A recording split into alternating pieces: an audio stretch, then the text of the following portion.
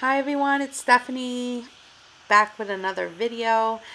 This one is part of my yellow series and I'm using a pancake dispenser. I've done a few videos with my pancake dispenser and I always love the effects I get from pouring from it. It releases at the bottom, which is really cool. And for this one, I had to do a double pour over it.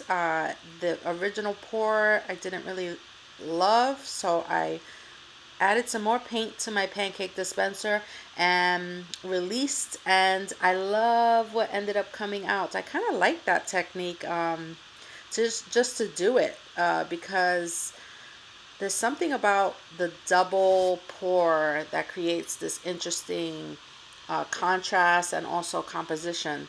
So I might do a few more of those on purpose. This one was more of a, I don't like this, let me do another pour over it. But I hope you enjoy the video and leave me a thumbs up if you like it, and subscribe to my channel, and make sure you click on the bell so that you'll be notified when I post a new video. And of course, I'd love to hear from you in the comments. Enjoy!